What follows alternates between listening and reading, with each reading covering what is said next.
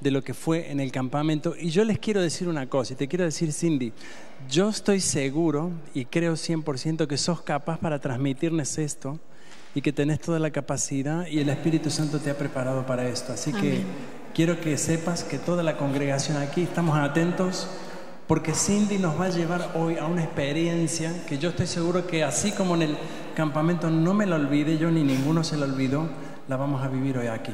Amén. ¿Sí? Señor, bendecimos a Cindy, que ella pueda hablar a nuestra mente, a nuestro corazón. Amén. Y que tu Espíritu Santo la asista, Señor, en todo. En el nombre de Jesús. Amén. Amén. Bueno, ¿me escuchan todos? ¿Bien? ¿Fuerte y claro? Perfecto. Bueno, como habrá dicho el pastor, bueno, ya muchos me conocen, mi nombre es Cindy Murillo, vengo de Colombia, de Medellín. Ya algunos seguro, los que no me conocen todavía, escucharon mi acento. Y bueno, yo conozco al Señor desde hace 8 años y desde que conocí la presencia del Señor no me quiero salir de ahí. Y les compartí ayer a los hermanos de Erlangen que aunque este tema ya lo habíamos preparado para el campamento, que se dan cuenta que estamos haciendo una serie de temas en donde vamos a hablar sobre la unidad, sobre el empoderamiento y cultura de honra, y más adelante vamos a seguir profundizando en los otros temas que vimos en el campamento. Entonces la idea es que como no todos pudieron ir y muchos de los que pudimos ir, fuimos súper bendecidos con estos temas, con los ejercicios que hicimos. La idea es que los que no pudieron ir tengan acceso a esa bendición que tuvimos todos allí, que de verdad que nos llevamos muy lindos recuerdos de los ejercicios que hicimos, de la convivencia que tuvimos, nos reímos a reventar, la pasamos genial, y los animo para que en un próximo campamento guarden ese tiempo, una vez sepan las fechas, guarden ese tiempo, porque yo sé que este no va a ser el único campamento donde Dios te va a hablar. Entonces, comentaba que ayer con los hermanitos de Erlangen también compartimos este tema. Y yo les decía a ellos que esta semana yo sentí ese deseo de orar por este tema, por este mensaje, aunque ya hubiera sido un tema ya preparado. Entonces yo me encontraba en la oficina y me fui al baño porque, como sabrán, en un ambiente empresarial es muy difícil tener un tiempo como de intimidad, de tranquilidad, porque vienen colegas, te preguntan cosas y que uno viene aquí, que el otro te dice aquí, que tienes un meeting. Entonces es imposible tener un momento de calma. Entonces me fui al baño y recuerdo que las palabras de mi oración fueron: Señor, no quiero hablar. No quiero hablar, pero porque yo quiero que seas tú quien hables, porque yo también quiero ser oyente de tu palabra. Y yo me acuerdo que en ese momento de oración yo sentí en mi corazón algo que no les puedo explicar, pero fue como una especie de urgencia, y mis lágrimas no paraban de correr de mi rostro, y el Espíritu Santo me guió en la siguiente oración, que me gustaría que la hiciéramos todos juntos. Y dice así: Señor Jesús, que tus palabras hoy se establezcan en mi mente, se guarden en mi corazón y se cosechen en fruto. Pero no en un fruto cualquiera, sino en un fruto que no solamente nosotros como individuos seamos bendecidos y podamos comer nosotros mismos de ese fruto, sino que sea de un fruto del que las personas alrededor de nosotros puedan comer de él, las personas afuera puedan comer de él. Y me decía el Espíritu, esa urgencia que yo sentía en mi corazón era esa urgencia de que esos frutos que a lo mejor muchos años se cosecharon en 4 paredes, se cosechen afuera y se den de comer afuera. Y por eso es que está este proyecto tan lindo, que les animo, que yo creo que el Señor ahorita está tocando muchos corazones con respecto a estos proyectos que mencionó la pastora, y es que ahora es tiempo de compartir esa bendición, de compartir ese fruto con las personas afuera. Y esta semana yo leí por ahí una frase de un ministro de Estados Unidos, creo que la leí en las redes sociales, que decía: la fe, o digamos así, la incredulidad es fácil, la fe es difícil. Pero nosotros no fuimos llamados para lo fácil, nosotros fuimos llamados para lo imposible. Y esa frase me tocó mucho porque yo decía, donde tuviéramos mucha fe, imagínense cuántos milagros existirán en la iglesia. Seríamos todo el tiempo testigos de lo imposible. ¿No les parece eso maravilloso? Seríamos todo el tiempo testigos de lo imposible, y eso a mí me tocó mucho. Y hermanos, nosotros somos las Biblias que los pecadores leen afuera. Y es muy fuerte eso, es muy fuerte. Y muchas veces nosotros no tenemos como que esa fuerza, nuestra fe suficiente, pero porque se accidenta mucho, porque hay algo en nuestra identidad que no es tan claro. Hay algo en nuestra identidad en Cristo que como que flaquea todavía, y eso como que golpea nuestra fe. Y por eso quizás no vemos todas esas maravillas que el Espíritu Santo nos empoderó a hacer, ¿no? Y cuando empecé a preparar este tema sobre el empoderamiento, que tiene que ver con lo que estoy diciendo, el Señor me trajo a la mente una frase que me costó al principio entender. Y la frase decía: mi identidad no está detrás de la sombra de Cristo. Mi identidad está bajo la luz de Cristo. Y suena un poco compleja esa frase, ¿no? Y al principio yo decía, Señor, ¿cómo que mi identidad no está detrás de la sombra de Cristo? A ver, cuando yo pienso estar detrás de la sombra de Cristo, es estar escondida en su redención, estar escondida en su misericordia, en su gracia, cobijada de su amor. Eso es válido, conocer eso como parte de mi identidad. Y fíjense que cuando recién conocemos al Señor, esa es una etapa muy importante. El conocer la presencia de Dios, el estar en intimidad, el saber que te ama, el saber que te perdona, el saber que te cobija en gracia todos los días. Y esa etapa es muy necesaria. Y el Señor me decía, Cindy, es que el estar detrás de la sombra de Cristo, que es muy válido y es necesario, es donde se funda la identidad. Más estando bajo la luz de Cristo es donde yo arraigo mi identidad. Es decir, en ese tiempo de intimidad que tenemos con el Señor, ahí es donde fundamos nuestra identidad, donde nosotros nos levantamos y agarramos fuerza.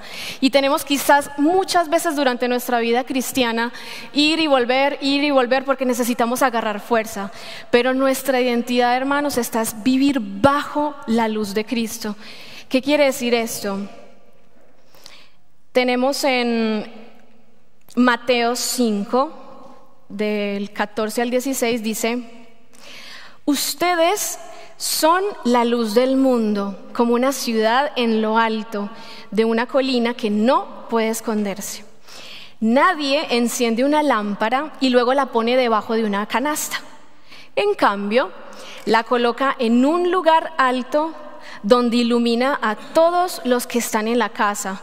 De la misma manera, dejen que sus buenas acciones brillen a la vista de todos, para que todos alaben a su Padre Celestial. Y esa es nuestra identidad, estar bajo la luz de Cristo, pero porque nosotros somos esas lámparas llamadas a brillar en lo alto, a brillar sobre una mesa, no lámparas escondidas todo el tiempo en 4 paredes, en un templo, en una red solamente, no. Esa es nuestra identidad, está en brillar. Ya más adelante vamos a ver que que el Señor nos empoderó con el Espíritu Santo para justamente brillar. Es como si nosotros fuéramos esas lámparas y el aceite que necesita esa lámpara para brillar es el Espíritu Santo. Y ya lo tenemos, hermanos, ya lo tenemos. Y bueno, vieron que estuvimos hace unas semanas en España. Y hay muchas cosas que compartimos con la iglesia de Elche, que fue un tiempo hermoso y salimos rebendecidos de ese lugar. Y me acuerdo que hay una frase que salió en una de tantas conversaciones, y la frase, creo que alguno de los chicos lo dijo, no me acuerdo quién fue, creo que fue Alejandra, y dijo, es que ahorita estamos en tiempos donde no hay tiempo para tener miedo. Ahorita estamos en otros tiempos y ahorita ya no hay chance para tener miedo de hacer lo que el Señor nos ha puesto en nuestro corazón de hacer, o decir lo que el Señor nos ha puesto en nuestro corazón a decir. Y esa frase me dejó muy marcada porque muchas veces nosotros nos sentimos no capacitados, nos sentimos con poca fuerza, pero la fuerza, ¿quién nos la da? El Espíritu Santo. Es mi responsabilidad recargarme en ese momento de sombra, detrás de la sombra de Jesús. Pero también es mi responsabilidad no quedarme allí, sino en dar, en bendecir al otro. Y parte como de esa identidad que nos es a veces como han visto cuando se duchan en un baño con mucha agua caliente y se ven al espejo y está todavía la imagen borrosa, o a veces se ve como parte del ojo, de la ceja, y el resto se ve como empañado. A veces pasa eso con nuestra identidad, está como empañada, como que no porque sea algo malo, sino porque se nos va empañando, se nos va como olvidando de qué estamos hechos, se nos va olvidando quién nos empoderó, se nos va olvidando cuál es nuestra responsabilidad. Y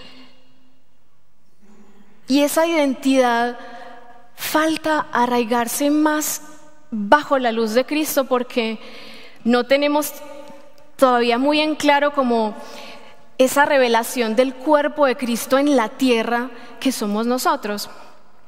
Si leemos Lucas 24 del 13 al 50, para ponerlos un poquito en contexto, Jesús ya había muerto, había sido crucificado y ya estábamos en el tercer día, ¿sí? Y resulta que habían dos seguidores de Jesús que iban hacia un pueblo que se llama Emaús. Y estos seguidores, al igual que muchos seguidores de Jesús en ese momento, se sentían confundidos, se sentían súper confundidos. Y era porque ellos tenían la esperanza en su corazón de que Jesús fuera el Mesías. Pero al ver todo lo que le hicieron a Jesús, que lo maltrataron, lo torturaron, lo humillaron, lo mataron. Ellos pensaron, mataron a quien seguíamos. Y ellos en su corazón se sentían afligidos, ellos se sentían confundidos. Y en ese camino, mientras ellos iban discutiendo sobre todo lo que había pasado hace 3 días. Entonces dice en el versículo 17 que Jesús los encontró en el camino mientras ellos iban caminando. Pero lo gracioso es que ellos no se dieron cuenta que era Jesús. Ellos no se dieron cuenta. Y les dice entonces Jesús, ¿de qué vienen discutiendo tan profundamente por el camino?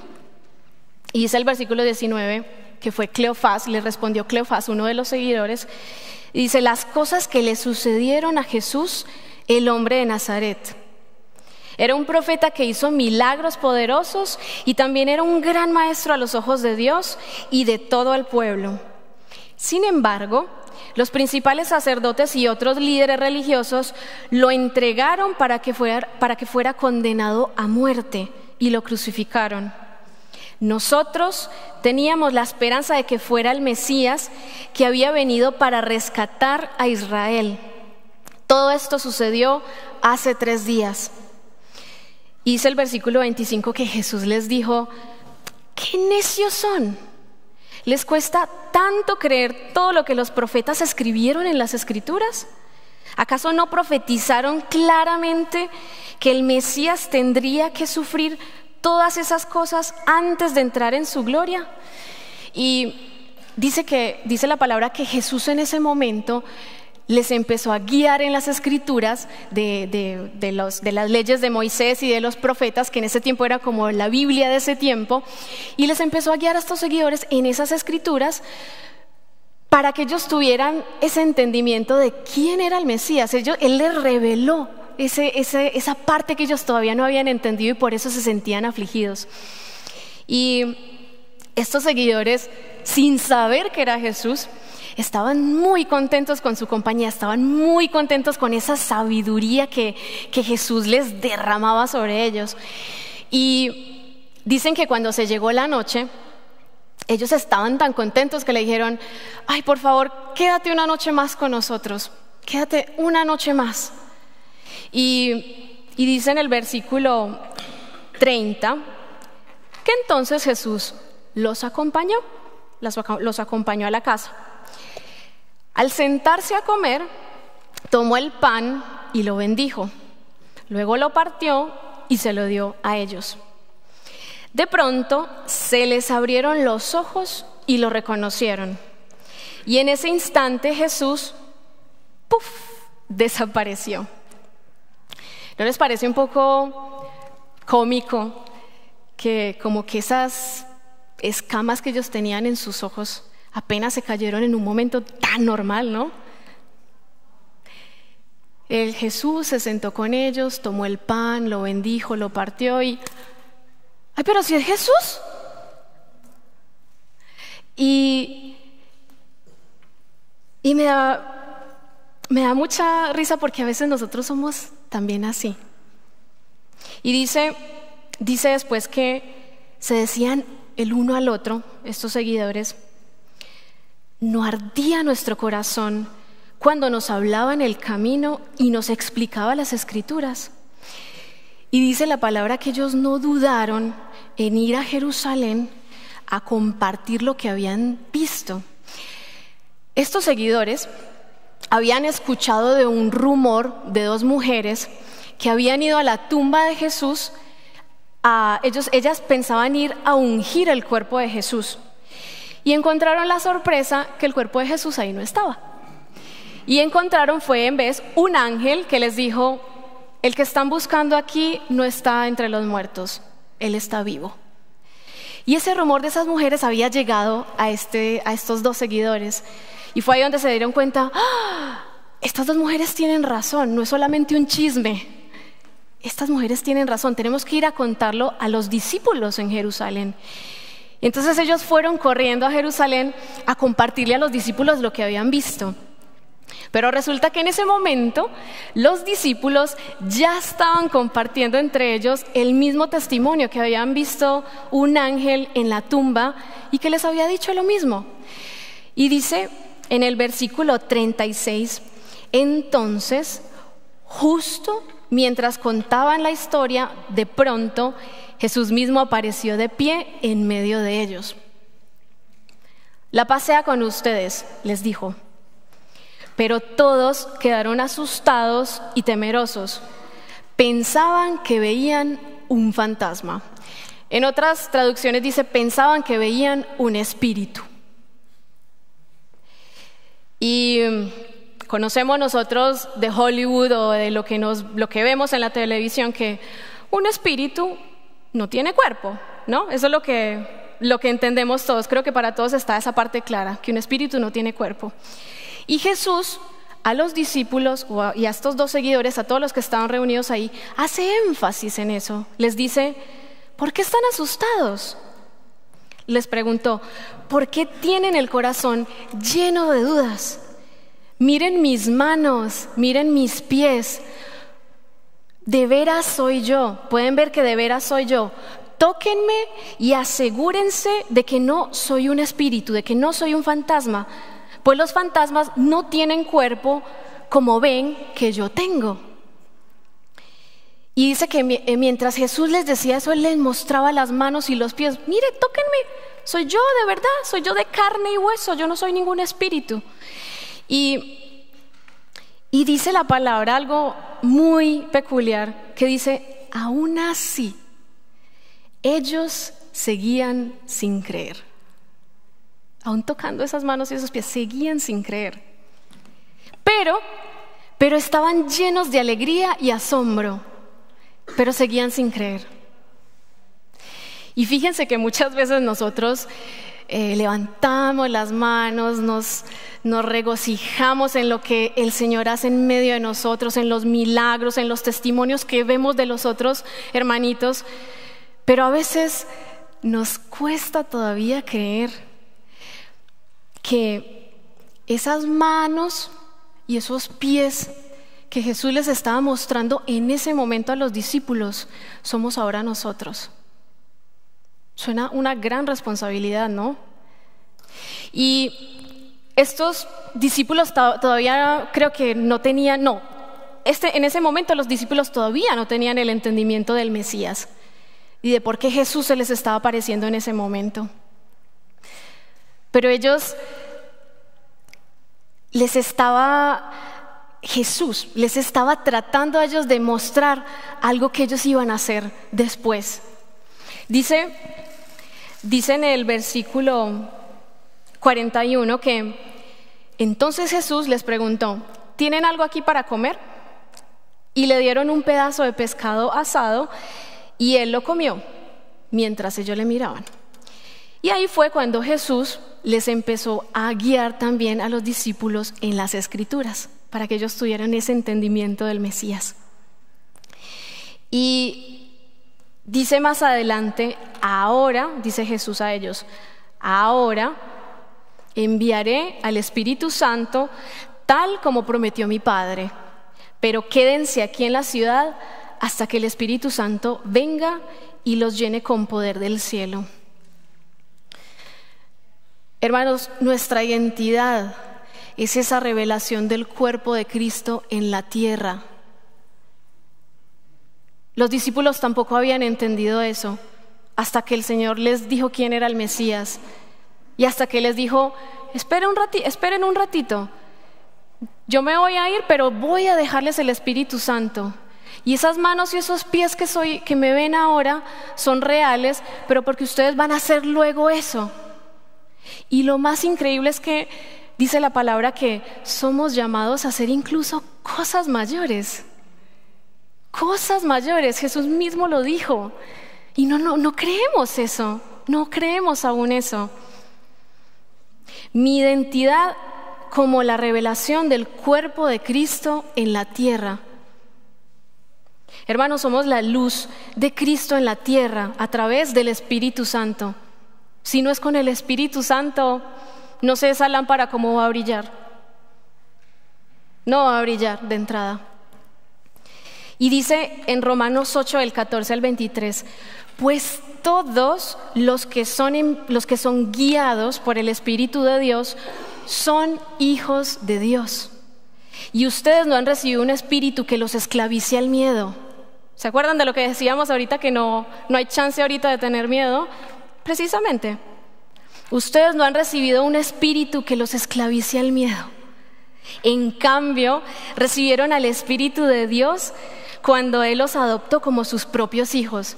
Y es por eso que decimos, Abba Padre, pues su Espíritu se une a nuestro espíritu para confirmar que somos hijos de Dios. El Espíritu Santo es quien me confirma a mí en esa identidad en Cristo, que soy hija, que soy hijo de Dios. Y me acuerdo que cuando íbamos al aeropuerto con los chicos, no habíamos ni siquiera salido de Múnich. Y me acuerdo que íbamos hablando en el auto de lo que se iba a compartir en Elche, porque íbamos a ser parte de este congreso que dijeron que se llama Arde Europa. Y estábamos compartiendo un poco como de qué era lo que el Señor nos había dicho en este tiempo. Y me acuerdo que en una de esas conversaciones surgió que a nosotros, o digamos que reconocimos que en nosotros hay una necesidad y también incluso a nivel eclesial, o sea, a nivel de iglesia a iglesia, o sea, no solamente nosotros como individuos, sino también a nivel de iglesia a iglesia, de afirmarnos los unos a los otros. Y cuando digo de afirmarnos los unos a los otros, es de aprender a empoderarnos los unos a los otros. ¿Cómo? Es algo muy sencillo. Cuando decimos que tenemos esa necesidad de afirmarnos, como vemos que cuando nos vemos en ese espejo de vez en cuando empañado, no vemos como que completamente la realidad, o como que se nos olvida partes de lo que se refleja ahí. Cuando escuchamos que un hermano nos dice, hermanita o hermanito, yo te quiero honrar o quiero reconocer en vos que tú diste la vez pasada una palabra que me llegó al corazón y me fue de bendición, te quería dar las gracias por eso y quiero honrarte a ti y dar las gracias a Dios por tu servicio. Y a veces cuando escuchamos ese tipo de cosas, como que es como si el Señor a veces hablara a través de esas personas. ¿Se han dado cuenta? Como que te recuerdan, hijo, ¿no te acuerdas que tienes el Espíritu Santo y que puedes bendecir a otro? Y a veces se nos olvida y justamente para esa amnesia que nos da, es necesario afirmarnos los unos a los otros. Ayer me decía una hermanita en Erlangen, Cindy, es cierto, nosotros a veces sentimos mejor guardarnos el decirle algo bueno a un hermano, porque pensamos que, ay, bueno, se va a creer y luego va a alzar la nariz o me va a ver por el hombro. Y es cierto que nos guardamos eso pensando en eso. Hermanos, esa no es nuestra responsabilidad. Esa no es nuestra responsabilidad. Si el hermano está con un corazón incorrecto, allá el Señor con la persona. Esa no es nuestra responsabilidad. Nosotros debemos descansar en que cuando el Señor nos ama, nos disciplina. Y si el Señor nos va a usar a nosotros mucho, con mayor razón nos va a moldear. Así que descansemos en eso, hermanos, y no nos guardemos el decir a un hermano o el reconocerle a otro hermano lo que tiene en su corazón, que en realidad es lo que el Espíritu de Dios depositó en el corazón de esa persona. Ustedes saben que a simple vista es muy fácil reconocer una vasija de barro, ¿verdad? Es muy fácil, a simple vista es muy fácil reconocer una vasija de barro. Es otra cosa reconocer el tesoro que hay dentro de esa vasija de barro. Nos cuesta más, ¿verdad? Pero eso no es imposible, hermano. Eso no es imposible. Porque tenemos al Espíritu Santo, que es el que nos ayuda a ver ese gran tesoro en el otro hermano, en esa vasija de barro. Porque todos aquí somos vasijas de barro, hermano. Yo soy vasija de barro también. Pero eso a simple vista se reconoce en todos. Pero me toma más el reconocer ese tesoro que guarda esa vasija de barro, porque ninguno de aquí está exento de ese gran tesoro que depositó Jesús por medio del Espíritu Santo. Amén.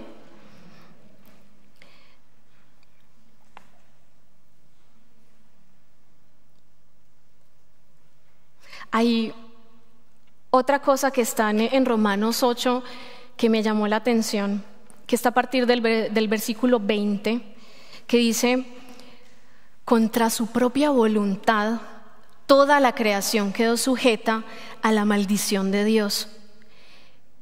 Sin embargo, con gran esperanza la creación espera el día en que será liberada de la muerte y la descomposición y se unirá a la gloria de los hijos de Dios. Y dice en el versículo 22: pues sabemos que hasta el día de hoy toda la creación gime de angustia como si tuviera dolores de parto.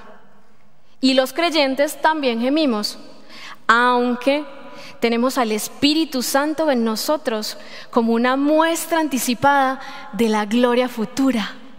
Amén. Ese Espíritu Santo que recibimos es una anticipación, es una porción de la gloria futura.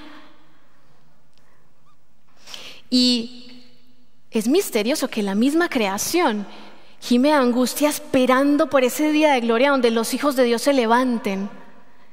La misma creación sabe quiénes son los hijos de Dios. La misma creación, imagínense. Nos falta a nosotros a veces posicionarnos en lo que somos. Nos falta. La misma creación lo reconoce. Con esto, hermanos, yo los quiero invitar a que nos afirmemos los unos a los otros. Si ustedes tienen la oportunidad en algún momento, ven a un hermanito, así no lo conozcan, no importa, acérquese. Y tiene la oportunidad de conocerlo. Acérquese y dígale, hermanito, tú me bendeciste con esto.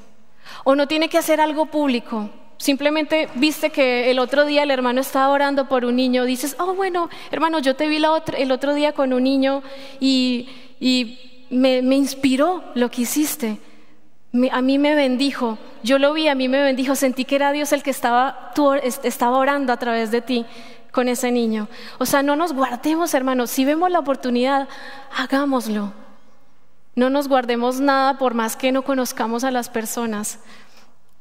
Dice Efesios 4:29, no salga de vuestra boca ninguna palabra mala, sino solo la que sea para buena edificación, según la necesidad del momento, para que imparta gracia a los que escuchan. Y hermanos, necesitamos a veces escuchar. No quiere decir que nuestra identidad se va a definir por todo lo que los demás digan. Ojo con eso. Eso tampoco es así. Pero sí me ayuda a afirmar quizás lo que Dios ya me había dicho hace unos años y se me había olvidado. Dice Colosenses 2, del 6 al 7, por tanto, de la manera que recibisteis a Cristo, Señor, Jesús el Señor, así andad en Él, firmemente arraigados y edificados en Él, y confirmados en vuestra fe. Eso quiere decir que andemos, hermanos, que andemos, no que estemos en una posición estática todo el tiempo detrás de la sombra de Jesús, como dijimos, sino que andemos posicionados en esa identidad en Cristo que nos dio. Y ahora sí, para hablar ya un poco de la cultura de honra, porque tiene mucho que ver con el empoderamiento. Y vimos que hablé también un poco de la identidad, ¿no? ¿Pero por qué? Imagínense que la identidad es como si fuera un planeta. No está acá el chamo para ver si no me equivoco con estos ejemplos. Imagínense que la identidad es un planeta. Y alrededor de ese planeta giran, digamos, dos lunas que son empoderamiento y cultura de honra. Porque la identidad es la base para nosotros empoderar a otras personas y para nosotros conocer la cultura de honra. Sin la identidad no podemos llegar a esos dos objetivos. Y el empoderamiento y la cultura de honra no se limita solamente en aprender a encontrar el tesoro en la vasija de barro, sino que tiene que ver con un significado mucho más profundo. Y es que la cultura de honra no solamente se trata de decirle al otro, de afirmar al otro, de posicionar al otro en su identidad, sino que también tiene que ver con crear un ambiente seguro que respete la necesidad de confianza y honor que nosotros todos los humanos tenemos. Les voy a explicar un poquito con un ejemplo. Supongamos que la semana pasada yo empoderé a un hermanito. O sea, le dije a un hermanito, oye hermanito, me encantó cuando vi que estabas orando con un niño y de verdad que vi esa imagen y sentí algo muy lindo del Señor, te quiero reconocer eso. Supongamos que dije eso la semana pasada a un hermanito. Y a la semana siguiente me topo con el mismo hermanito y resulta que el hermanito estaba en pecado. ¿Qué hago? ¿Qué hago? Es triste y es fuerte lo que voy a decir. Pero pasa mucho en las iglesias que tenemos ese pensamiento de, esta persona le falló a Dios. No me quiero imaginar cuántas veces me va a fallar a mí. Entonces, hasta que esa persona no reciba disciplina o yo no olvide su pecado, no la voy a empoderar más. Es fuerte eso, ¿no? Pero pasa así. Pasa así. Cuando me preguntaba, bueno, ¿qué hago? ¿Qué es lo que se preguntarían ustedes? ¿Qué haría Jesús en una situación así? ¿Qué haría Jesús? Leamos en Juan 8, del 1 al 11, que por aquí lo tengo.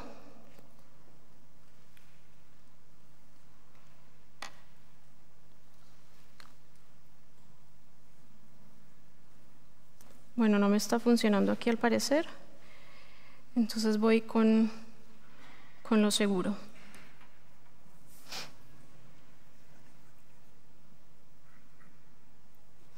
Gracias. Ópala, gracias.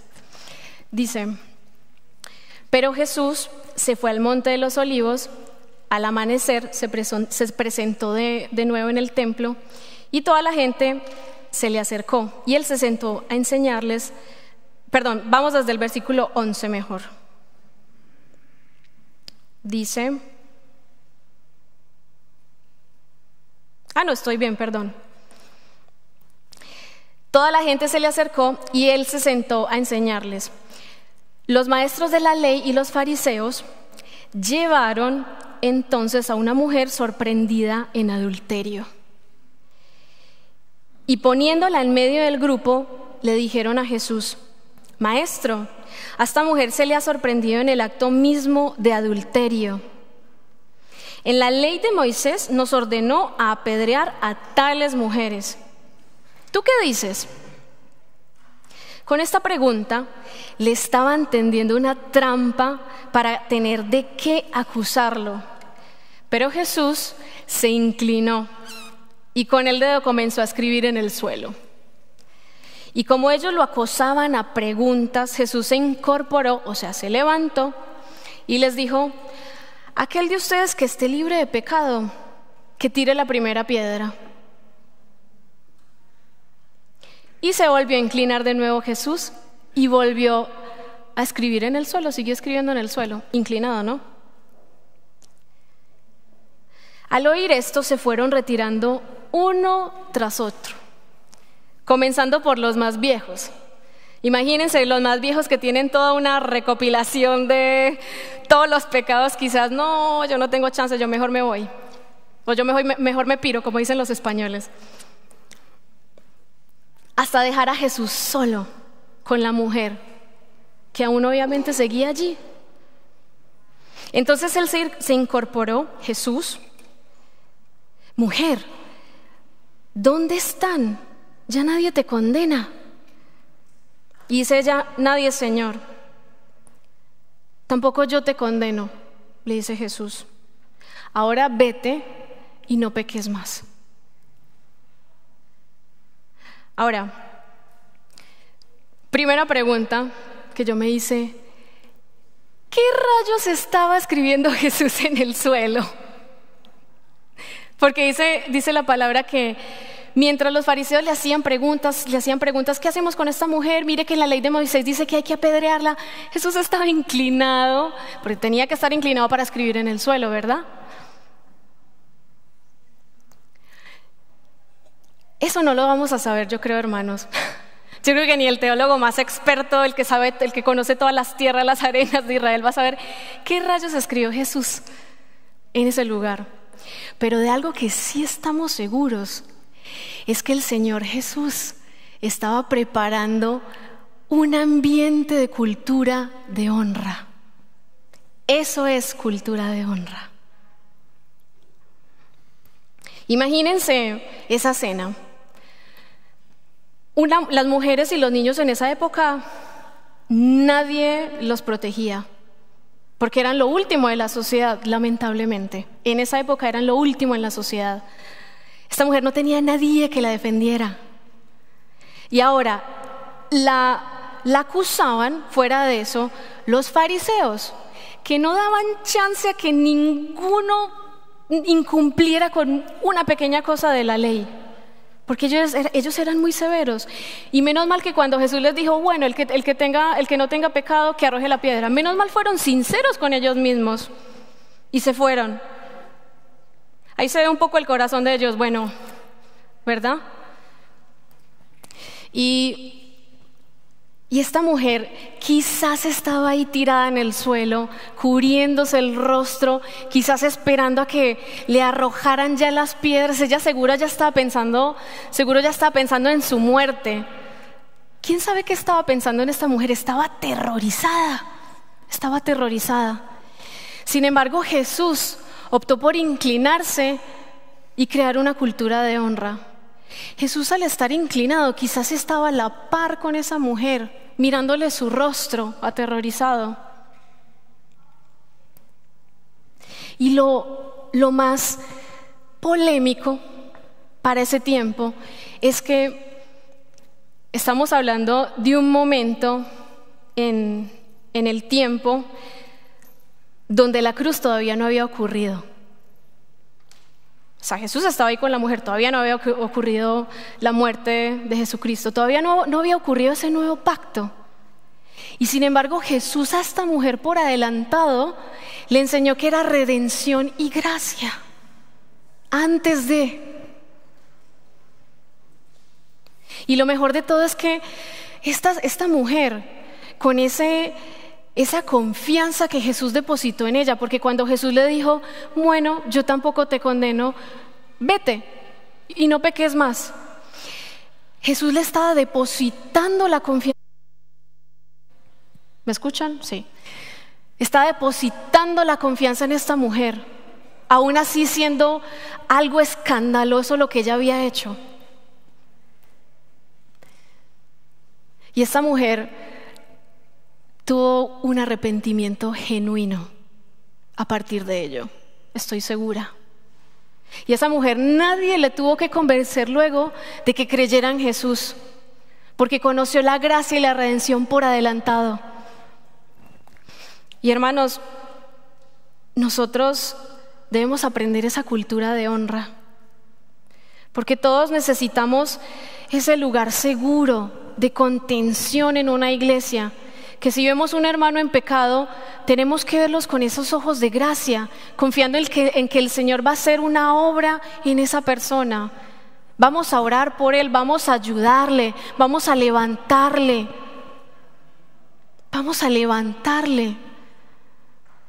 Hermanos, hay que romper con esa religiosidad, hay que romper. Ahorita ya no hay tiempo, hermanos. Yo estoy segura que esa urgencia que el Señor puso en mi corazón es porque hay mucha gente afuera que no sabe ni lo que está buscando. Y si nosotros no entendemos la cultura de honra, que es un valor tan importante en el reino de los cielos, no vamos a poder llegarle a la gente. Estamos en los últimos tiempos, hermanos. Tenemos que despertar. Tenemos que ver las estrategias del Espíritu Santo en este tiempo, porque son tiempos de preparación.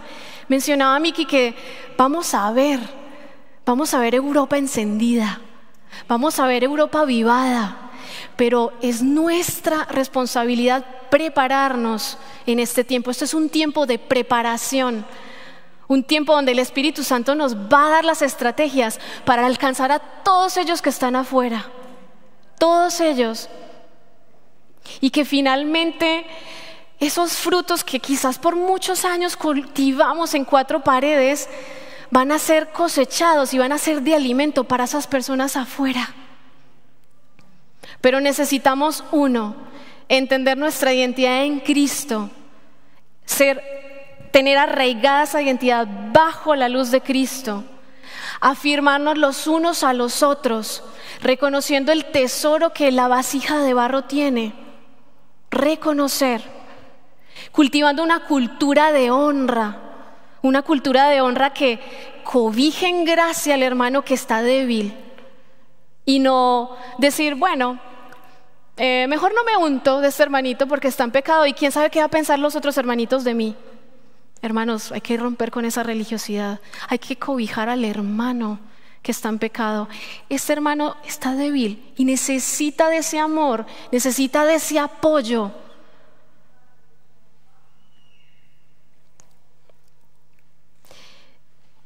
A mí me gustaría que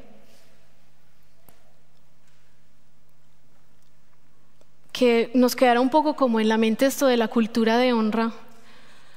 ¿Por qué? Fíjense que lo que hizo Jesús al hablar con esta mujer, entablar ese diálogo con esta mujer, Dios puso prioridad en esta persona antes que en las reglas, ¿verdad? Y fíjense que Dios Padre hizo lo mismo con nosotros. ¿Se acuerdan que se estableció la ley de Moisés y Dios le dio las leyes en una tabla para que cada uno para que el pueblo israelita viviera en seguridad, donde tuviesen armonía? Porque en realidad las reglas son para eso. Y son válidas las reglas para estar seguros, para vivir en armonía, para convivir en un ambiente sano. Y es válido eso. Ahora, cuando Dios Padre sacrificó su único hijo, nos demostró en hechos de amor que para Dios Padre era más importante restaurar la relación que tenía con nosotros que la relación que nosotros teníamos con sus reglas. ¿Se dan cuenta?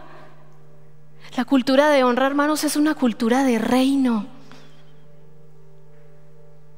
Dice, Dios mismo está más interesado en proteger su relación con nosotros que en proteger nuestra relación con sus reglas. Dice 1 Juan 4:11, queridos amigos, ya que Dios nos amó tanto, sin duda nosotros también debemos amarnos unos a otros. Primero, ya que Dios nos amó tanto, sin duda nosotros también debemos amarnos unos a otros. Y para culminar con esto de identidad, empoderamiento y cultura de honra, me gustaría que compartiéramos un poco de lo que hicimos en el campamento. Les voy a contar lo que hicimos. En el campamento hicimos un ejercicio de empoderamiento que nos fue de mucha bendición y consistió que nos dividimos en grupos, ¿sí? Nos dividimos en grupos y cada persona en el grupo tenía un turno, ¿sí? Entonces esa persona se levantaba de su silla mientras los otros alrededor le veían. Entonces en el turno de esa persona, cada uno de los que estaban en el grupo hacían un acto de reconocimiento en esa persona, ¿sí? Es decir, ocurre mucho que no conocemos a todos los hermanitos de la iglesia, ¿verdad? Y claro, vamos a pensar, uy, pero ¿qué le voy a decir a este hermanito si apenas le conocí el nombre hace unos minutos? ¿Qué voy a decirle? ¿Cómo voy a yo empoderarle? ¿Cómo voy a reconocer en él algo? Pero dijimos, no hay chance de que se guarden las palabras. Simplemente mira a ese hermano que no conocías y dígale a ese hermano lo que le inspira, solamente con su mirada, con su actuar, algo bueno, obviamente, porque las palabras de edificación son precisamente de edificación, ¿no? Reconocer, hermano, en tus ojos, yo no sé, yo te veo y yo siento como una paz, como que tú transmites esa paz. ¿Entienden? Es reconocer lo que el otro tiene. Hermano, le digo al pastor, por ejemplo, pastor, yo reconozco en ti esa sabiduría en la palabra. Y me bendice cuando tú predicas, me bendice cuando tú nos exhortas también. Me bendice cuando tú animas, tú me animas. A mí de verdad que para mí eso es como un fruto, un gran fruto. que no solamente tú como pastor has podido comer, sino que yo también he podido comer y quizás personas a mi alrededor han podido comer. Pero es gracias a ti, te honro a ti por eso. Es eso, de nosotros ver a nuestras personas alrededor y reconocer eso. Y quiero que este mismo ejercicio nos tomemos el tiempo, hermanos, afirmémonos los unos a los otros. Tomemos este tiempo de ministración como un tiempo que de verdad nosotros necesitamos escuchar a veces eso que el Señor nos dijo hace muchos años y olvidamos. Les invito a que nos unamos los hermanos que están en la misma fila de sillas. Y también llamo a los consejeros si se podían poner de pie.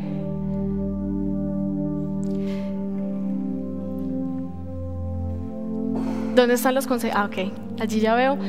Para que se vayan posicionando en los lugares que crean que sea estratégico para acompañar a los hermanos en este ejercicio. ¿De acuerdo? Entonces les invito a que las personas que estén al lado y lado de sus sillas en la misma fila, reúnanse en este momento. Reúnanse y hagan ese ejercicio.